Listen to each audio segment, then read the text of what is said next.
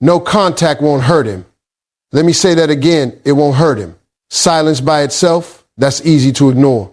But the moment you change, the moment you evolve, that's when it hits him. That's when it burns. So if you think disappearing is enough, you're playing small. Today, I'm going to show you what actually makes him feel your absence. You see, a lot of people think no contact is a weapon. They think if I stop texting, if I disappear, he'll come running back. That's not how it works. Because if you disappear but stay the same, if you're still the same person with the same energy, same insecurity, same patterns, then your silence is just a break, not a loss. And nobody fears losing something that they believe they can get back anytime. Listen carefully, silence doesn't create value. Transformation does. You want him to feel it? Then don't just go quiet, go different. Go somewhere he can't reach you emotionally.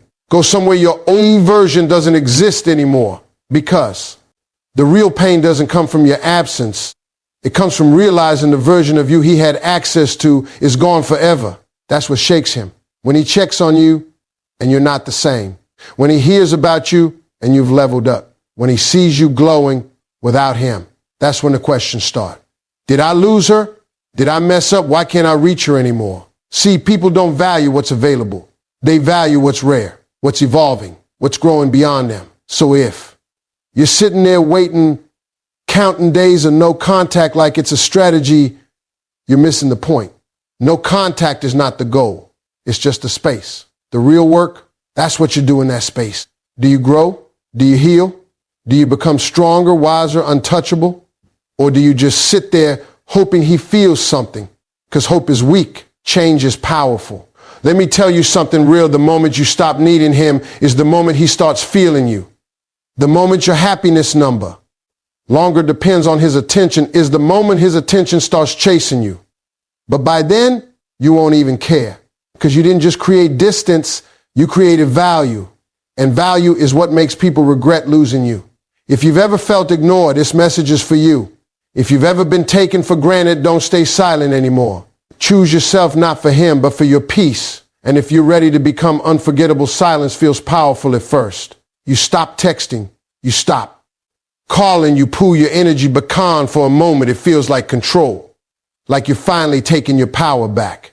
But here's the uncomfortable truth most people don't want to hear. Silence by itself doesn't change your value. It doesn't automatically make someone miss you. It doesn't suddenly make them realize your worth. Because if nothing about you has changed, then your absence just feels temporary, not permanent. Think about it.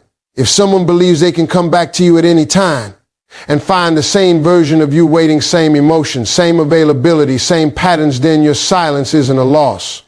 It's just a pause, and nobody fears a pause. Nobody regrets something they believe they still have access to. That's why silence alone is not enough. What actually creates impact, what actually makes someone feel your absence is transformation. Transformation is what shifts perception. It's what turns she'll be back into I might have lost her. And that shift right there, that's where the emotion hits. That's where the regret begins to grow. Not because you disappeared, but because you didn't come back the same. You see, people don't react to silence the way you think they do. While you're sitting there wondering if they miss you, they're often just continuing their life, assuming nothing has really changed.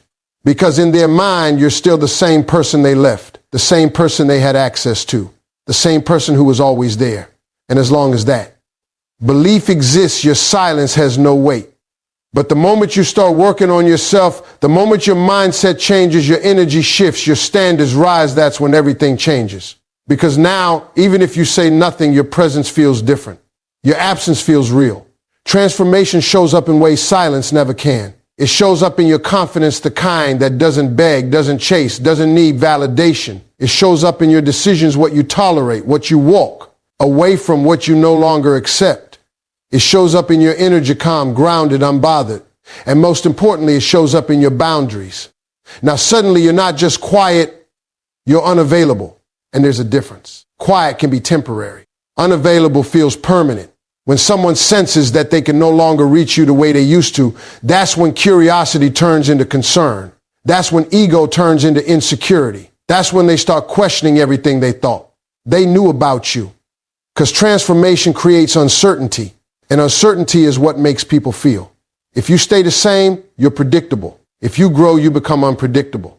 And people don't chase what they understand completely. They chase what they feel they might lose. That's why your focus should never be on how long should I stay silent. The real question is, who am I becoming during this time? Because time alone doesn't create value. Effort does. Growth does. Awareness does. If you spend days, weeks, months in no contact, but you're still emotionally attached, still checking their social media, still hoping they reach out, then you're not transforming. You're just waiting. And waiting keeps you stuck in the same place with the same energy.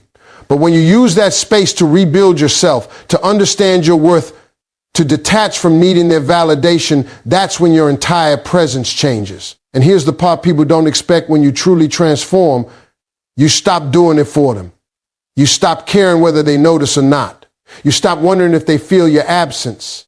Because now, your life is no longer centered around their reaction. And ironically, that's exactly when they start feeling it the most. Because the energy they were used to, the version of you they took for granted, is no longer available. Not because you're silent, but because you've outgrown that version of yourself. That's the real power. Silence is just the beginning. Transformation is what gives it meaning. Emotional detachment is one of the most misunderstood forms of power. People confuse it with coldness, with indifference, with pretending not to care. But real detachment isn't about acting like you don't feel anything. It's about no longer being controlled by what you feel. There's a difference. When you're emotionally attached, your mood depends on them. Their attention makes you happy. Their silence makes you anxious. Their inconsistency confuses you, and suddenly you find yourself overthinking, overgiving, overcompensating. You start losing your center piece by piece without even realizing it. You're reacting instead of choosing. You're chasing instead of attracting. That's not love. That's dependence. And dependence has no power. See, when you're emotionally dependent on someone, they don't even have to try. Your energy is already invested. Your attention is already locked in. They know, whether consciously or not, that you're not going anywhere. And once someone feels that level of certainty, they stop valuing your presence the way they should. Not because you're not worthy, but because you made yourself too available emotionally. That's where detachment comes in. Emotional detachment is not about punishing them. It's about freeing yourself. It's about reaching a place where your peace is no longer tied to their behavior, where their choices don't dictate your self-worth, where you can step back, observe, and decide what you deserve without being blinded by how you feel in the moment, because feelings can lie, but self-respect never does. When you detach, you stop reacting impulsively. You stop sending that extra message just to feel seen. You stop explaining yourself to someone who isn't listening. You stop trying to convince someone to value you. Instead, you start choosing yourself. And that shift, that internal shift, changes everything. Now your energy is different. You're not desperate for a response. You're not waiting for validation. You're grounded. You're calm. You're in control. And control is powerful. Because the moment you're no longer emotionally controlled by someone, they lose the ability to manipulate your reactions. They can't trigger you the same way. They can't predict you the same way. And when someone can't predict you anymore, they start paying attention. But here's the deeper truth: detachment isn't about making them feel something. It's about making sure you don't lose yourself again. Because too many people stay emotionally attached to situations that drain them. They keep investing in someone who gives them the bare minimum. They hold on to potential instead of reality. They keep hoping that if they just love harder, give more, wait longer, things will change. But they don't. Not until you change. Detachment forces you to see things clearly. No filters, no excuses, no emotional bias. You start recognizing patterns instead of ignoring them. You start noticing effort or the lack of it. And most importantly, you start realizing that you deserve consistency, not confusion. That realization is power. Because once you truly understand your worth, you stop negotiating it. You don't argue for attention. You don't beg for time. You don't chase clarity. You walk away from anything that doesn't align with your standards. And that's when your presence becomes rare. Because emotionally detached people don't stay where they're not valued. They don't tolerate behavior that disrespects them. They don't cling to situations that compromise their peace. They choose themselves every single time. Now, let's be clear, detachment doesn't mean you stop caring. It means you care, but not at the expense of yourself. It means you can love, but you're not lost in that love. You can feel, but you're not controlled by those feelings. That balance, that strength. And here's the part that changes the dynamic completely: when you're emotionally detached, you become harder to replace. Why? Because most People operate from emotion. They react, they chase, they cling.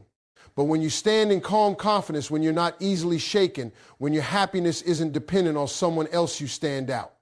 You become someone they can't easily figure out and can't easily forget. But again, this isn't about making them chase you.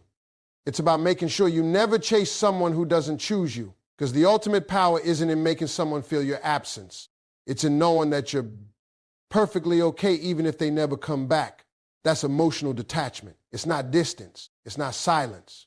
It's not pretending. It's freedom. And once you experience that kind of freedom, you'll never go back to being controlled by anyone again. Self-respect is something people talk about, but very few actually live by. It's easy to say, I know my worth, but the real question is, do your actions prove it? Because self-respect isn't what you say when you're calm and thinking clearly. It is what you do when your emotions are pulling you in the opposite direction. It's what you do when you miss them, when you want to text them, when you feel ignored but still crave their attention. That's where self-respect shows up or disappears. You see, words don't define your value. Behavior does. And nothing speaks louder than how you allow people to treat you. You can tell someone 100 times that you deserve better.